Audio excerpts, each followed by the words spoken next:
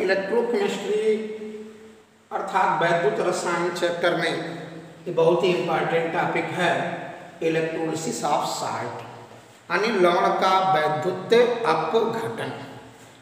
तो इसमें हम सबसे पहले इलेक्ट्रोलिसिस की परिभाषा देंगे कि इलेक्ट्रोलिसिस क्या होता है। तो जरा एक एग्जाम्पल देख लें, यहाँ पर दिया गया है NaCl है, धारा प्रवाहित करते हैं तो ये टूटता है और ये दोनों आयन अपने विपरीत स्वभाव वाले प्लेट पर जाते हैं और इलेक्ट्रॉन को या तो ग्रहण करते हैं नहीं तो त्याग देते हैं, या तो अपचयित हो जाते हैं नहीं तो ऑक्सीकृत हो जाते हैं और ये हो करके उस प्लेट पर डिस्चार्ज हो जाते हैं। ये क्रिया होती है इलेक्ट्रोलिसिस में। अब इसको परिभाषा देंगे, क्या कहेंगे देखें।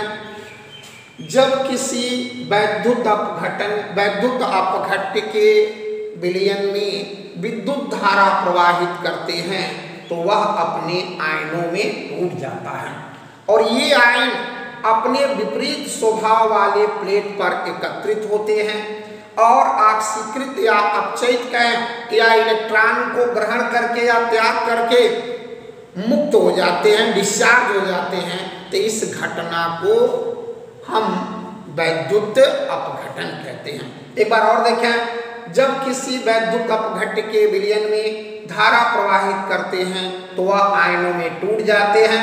ये आयन अपने विपरीत स्वभाव के प्लेट पर पहुंचकर इलेक्ट्रॉन ग्रहण करके या त्याग करके ऑक्सीकृत या अपचयित होकर के वह मुक्त हो जाते हैं। तो इस क्रिया को वैद्युत अपघटन कहते हैं। अब इसके ये 4 पॉइंट है, देखें हम इसका डिस्कस करेंगे। 4 या 5 देखें पॉइंट है। पहला क्या होता है, डिस्चार्जिंग पोटेंशियल क्या होता है। तो डिस्चार्जिंग पोटेंशियल का मतलब ये होता है कि आयन जिस पोटेंशियल पर डिस्चार्ज होता है डिस्चार्जिंग कहलाएगा। तो उसको परिभाषा क्या देंगे डिस्चार्जिंग पोटेंशियल। तो कहेंगे वह पोटेंशियल जिस पर कोई आयन इलेक्ट्रोड पर एकत्रित होकर के इलेक्ट्रॉन ग्रहण या त्याग करके ऑक्सीकृत या अपचयित होकर के डिस्चार्ज हो जाता है, मुक्त हो जाता है, तो उस पोटेंशियल को डिस्चार्ज पोटेंशियल कहते हैं। जब कोई आयन किसी वह पोटेंशियल जिस पर कोई आयन इलेक्ट्रोड पर एकत्रित होकर के इलेक्ट्रॉन त्याग करके या ग्रहण करके ऑक्सीकृत या अपचयित होकर के डिस्चार्ज हो जाता है, मुक्त हो जाता है, तो उसे डिस्चार्जिंग पोटेंशियल कहते हैं। दूसरा टॉपिक हम पढ़ेंगे, देखें इलेक्ट्रोकेमिकल सीरीज की बात करें तो इलेक्ट्रोकेमिकल सीरीज में ऊपर से नीचे जाने पर डिस्चार्जिंग पोटेंशियल का मान घटता है। डिस्चार्जिंग पोटेंशियल का मान घटता है और जिसका डिस्चार्जिंग पोटेंशियल जितना कम होता है वह पहले ही वो क्या होगा, डिस्चार्ज होगा। इस तरह से आप पाएंगे कि विद्युत रासायनिक श्रेणी में ऊपर की धातुओं का डिस्चार्जिंग पोटेंशियल ज्यादा, नीचे की कम, अतः नीचे की धातुएं पहले ही डिस्चार्ज होती हैं। अब इसके बाद मिनिमम वैल्यू जिसकी होगी वही डिस्चार्ज होगा। अब आइए देखिए तीसरा टॉपिक है, अगर मान लीजिए एक कैटायन दिए गए, धनायन दिए गए हैं, तो धनायन जो होते हैं अगर उसमें 2 धनायन दे दिए गए हैं, 3 दे दिए गए हैं, तो सबसे पहले डिस्चार्ज कौन होगा। तो हम देखेंगे कि जिसका स्थान इलेक्ट्रोकेमिकल सीरीज में नीचे है वो धातु के आयन सबसे पहले डिस्चार्ज होंगे और इसका एक क्रम दिया गया है, डिस्चार्जिंग का ये क्रम दिया गया प्रियॉरिटी के आधार पर। यानी सिल्वर आयन सबसे पहले डिस्चार्ज होंगे, बाद में कॉपर होगा, हाइड्रोजन बाद में होगा। तो इस तरह से आप ये काउंट करेंगे। तो ये धनायन के लिए था, यानी कैटायन के लिए था एनोड पर, चाहे वो प्लेटिनम हो चाहे मेटल कोई भी होगा, इस क्रम में वो क्या होंगे, डिस्चार्ज होंगे।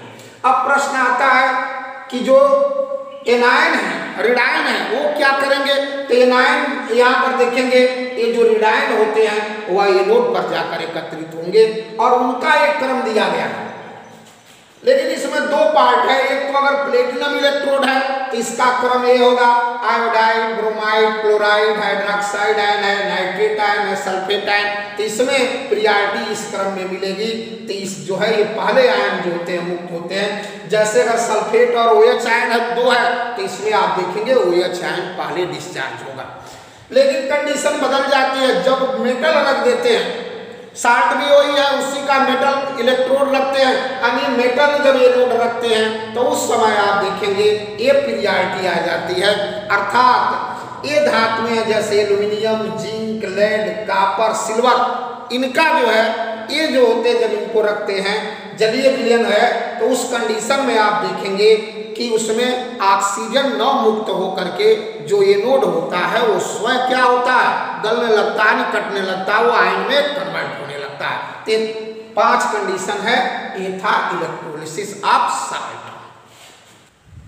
अब इलेक्ट्रोलिसिस का हम क्या करेंगे, यहां से आप देखें कि एग्जाम्पल देते हैं तो ये हो जाएगा इलेक्ट्रोलिसिस ऑफ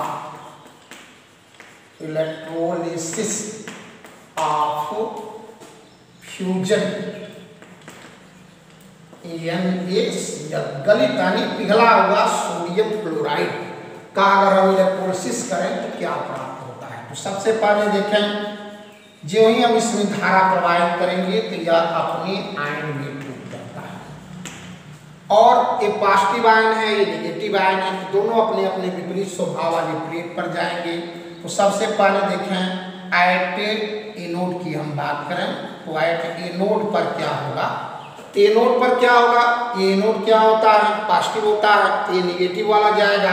यहाँ से देखें ये 2Cl आयन है पहुंचेगा और क्लोरीन गैस बन जाता है, 2 इलेक्ट्रॉन त्याग देता है और यहाँ पर रिएक्शन क्या हो जाता है, ऑक्सीडेशन हो जाता है। दूसरा देखेंगे क्या होता है, Cl आयन की बात करें तो यहाँ पर आप पाएंगे कि एट क्या हो जाएगा, यहाँ से कैथोड। अब यहाँ देखें कैथोड पर नेगेटिव चार्ज है तो पॉजिटिव वाला आएगा, तो यहाँ से क्या होता है, यह Na आयन है, 1 इलेक्ट्रॉन एक्सेप्ट करता है, सोडियम धातु में बदल जाता है और यहाँ पर हो जाता है रिडक्शन। अब रिजल्ट क्या बनेगा, तो रिजल्ट आप देखें यहाँ से रिजल्ट में ये देखेंगे होता क्या है, तो यहाँ से रिजल्ट में देखें यहाँ से एनोड, यहाँ हम लिख रहे हैं एनोड पर क्या एकत्रित होगा, तो एनोड पर क्या बन गया, यहाँ से Cl2 गैस बन जाएगी और कैथोड पर क्या एकत्रित होगा, यहाँ से देखें ये कैथोड है, कैथोड पर आप पाएंगे तो सोडियम धातु जो होता है मुक्त होता है। तो ये था गलित सोडियम क्लोराइड का वैद्युत अपघटन। ये दूसरा एग्जाम्पल आप देखेंगे, यहाँ से हम इसमें दे रहे हैं एग्जाम्पल नंबर 2 है electrolysis of aqueous solution of NaCl, यानी सोडियम क्लोराइड के जलीय विलयन या ब्राइन सॉल्यूशन में विद्युत धारा प्रवाहित करते हैं। तो एक्वस का मतलब क्या होता है, जल भी होगा NaCl, तो दोनों का अपघटन होता है। तो यहाँ से आप देखें यह हो जाएगा NaCl टूटेगा तो बन जाएगा Na आयन प्लस हो जाएगा Cl आयन और जल को लिख सकते हैं HOH, A टूटेगा तो बन जाएगा H आयन और बन जाएगा OH पर माइनस चार्ज। अब आप देखें यहाँ 2 धनायन बन रहे हैं और 2 क्या ऋणायन।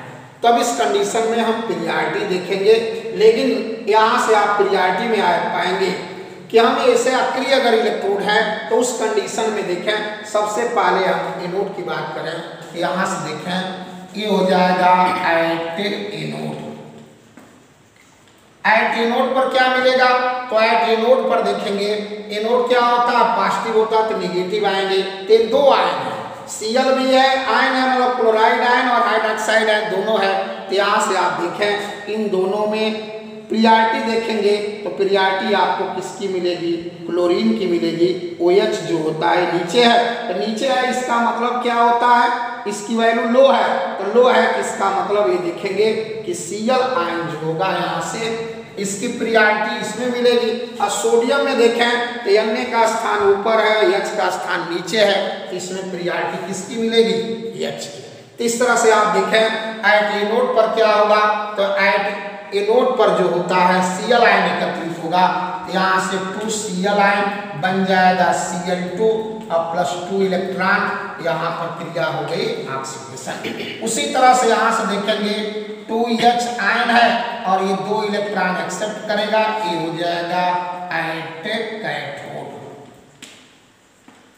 कैथोड और यह बन जाता है H2 गैस होता है और यहाँ पर होता है रिडक्शन। अब रिजल्ट क्या लिखेंगे, तो रिजल्ट देखें यहाँ पर भी पहले का था, यहाँ पर रिजल्ट देखें क्या होता है। तो रिजल्ट एनोड पर क्या बन गया, तो एनोड पर क्लोरीन गैस मुक्त होती है, और कैथोड पर क्या होता है, तो कैथोड पर हाइड्रोजन गैस मुक्त होती है। ध्यान दें, तीसरा एग्जांपल है electrolysis of aqueous solution of copper sulphate. Electrolysis of aqueous solution of copper sulphate, यानी कॉपर सल्फेट का जलीय विलयन का वैद्युत अपघटन।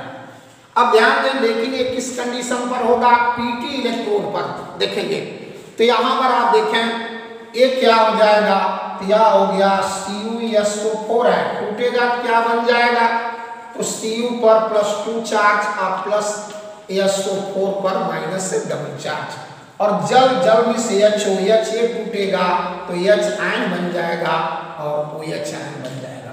अब यहाँ पर आप देखें 2 धनायन भी है और 2 क्या ऋणायन है। अब पीरियडिटी देखें तो पीरियडिटी में बताया गया था, पहले हम ऋणायन में देखें तो ये OH आयन है, SO4 है, तो SO4 यहाँ पर देखें OH नीचे है, तो इसमें पीरियडिटी किसकी मिलेगी, OH की। इसका मतलब OH का जो होगा इलेक्ट्रोलिसिस होगा, आयन होगा, मतलब आयन डिस्चार्ज होगा।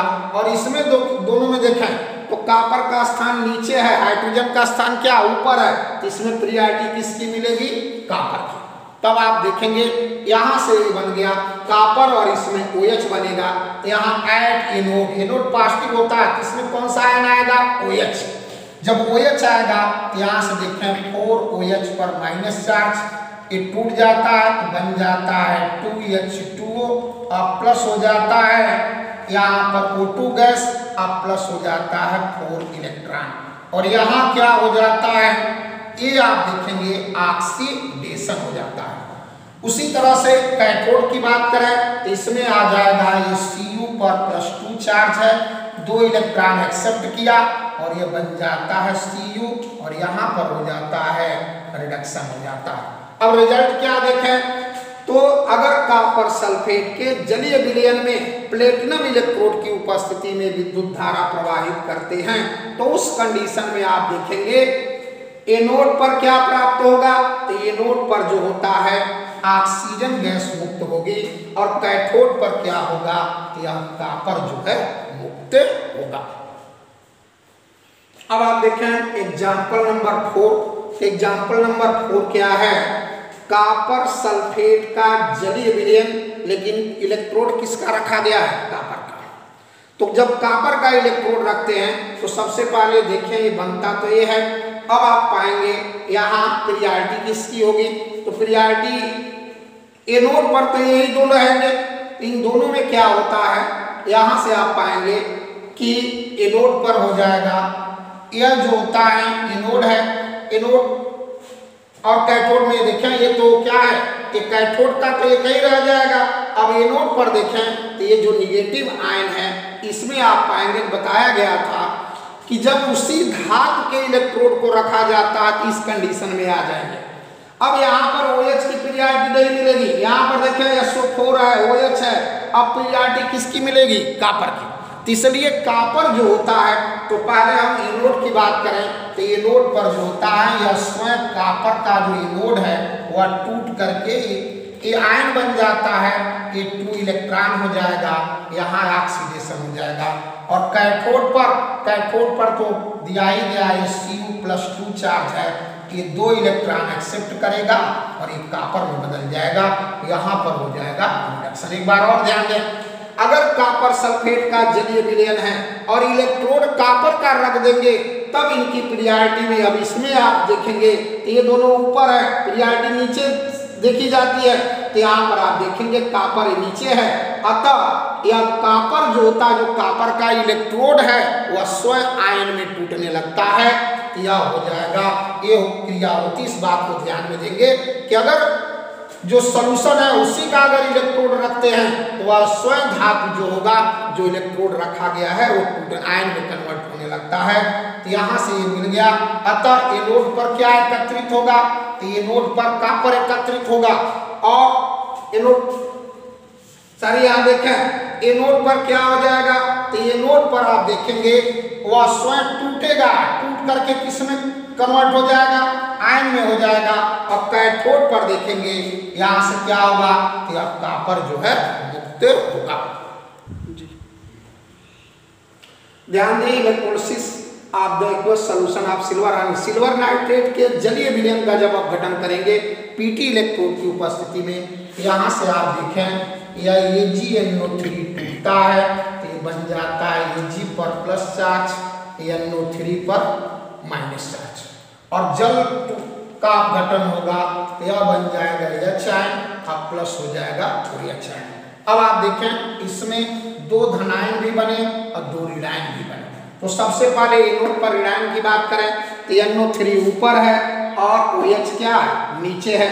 तो इस कंडीशन में आप पाएंगे OH की प्रियॉरिटी होगी तो यहाँ OH की प्रियॉरिटी हो जाएगी। इन दोनों में देखें तो Ag जो है यहाँ पर आप देखेंगे यहाँ Ag नीचे है, हाइड्रोजन ऊपर है, तो इसमें प्रियॉरिटी किसकी मिलेगी, Ag की।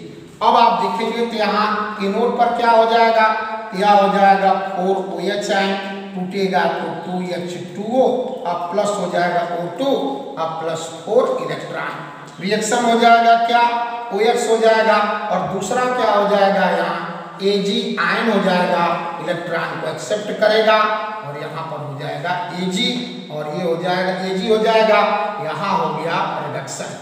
अर्थात रिजल्ट देखें क्या होगा तो यहाँ पर आप पाएंगे एनोड पर O2 गैस और कैथोड पर Ag गैस जो होगी मुक्त होगी।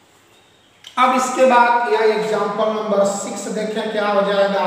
तो यह सिल्वर नाइट्रेट का जलीय विलयन है लेकिन प्लेट किसका है, Ag का।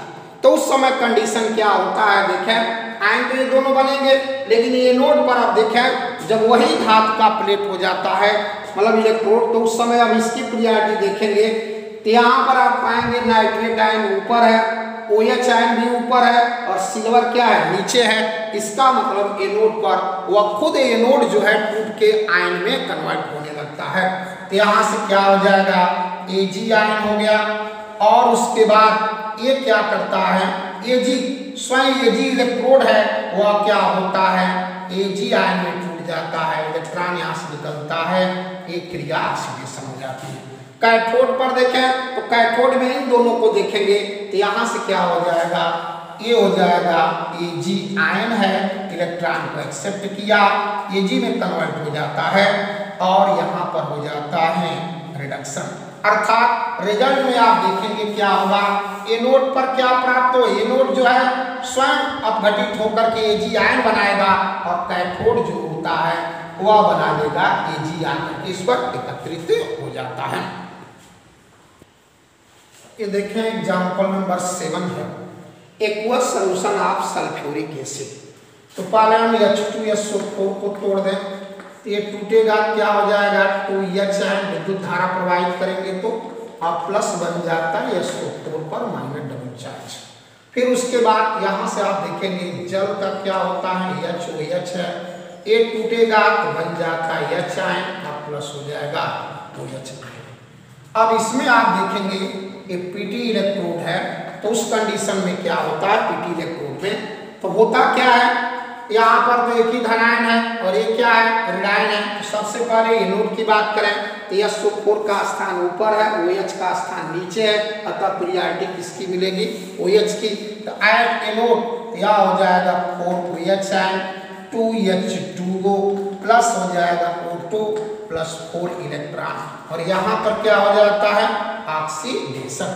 और ये कैथोड पर क्या होगा, एक ही दोनों है समान है, यहाँ से हो जाता है 2H आयन, इलेक्ट्रॉन दो एक्सेप्ट करते हैं और ये H2 गैस बना देते हैं। इसका मतलब एनोड पर क्या प्राप्त होगा, एनोड पर O2 गैस मिलेगी और कैथोड पर जो है क्या बनेगा, यहाँ से H2 गैस मुक्त होगी। अब देखें यह एग्जाम्पल नंबर 8, एग्जाम्पल नंबर 8 में देखें aqueous solution of NaOH platinum.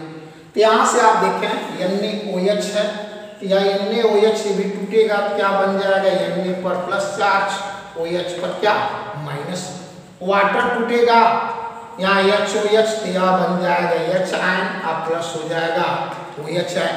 अब आप देखें प्रियॉरिटी इसमें 2 है तो 2 में क्या होगा, H नीचे है, Na ऊपर है, प्रियॉरिटी H को मिलेगी या H आएगा। इन दोनों में सेम है तो H ही बनेगा। यहाँ ऐड एनोड, एनोड पर देखें ये निगेटिव वाले आएंगे तो यहाँ से हो जाएगा 4 यहाँ से देखें OH गिव्स आउट बन जाएगा 2H2O, अब प्लस हो जाएगा O2, अब प्लस 4 इलेक्ट्रॉन, यहाँ पर हो जाएगा ऑक्सीडेशन। कैथोड पर क्या होगा, इसमें प्रियॉरिटी हाइड्रोजन को मिलेगी, यहाँ से हो जाएगा 2H आयन, 2 इलेक्ट्रॉन एक्सेप्ट किया और बदल जाता है H2। अतः इसमें आप देखेंगे एनोड पर कौन सी गैस एकत्रित होगी, यहाँ पर O2 गैस बनेगी, और कैथोड पर क्या होगा, तो कैथोड पर H2 गैस। इस तरह से कंप्लीट हो गया।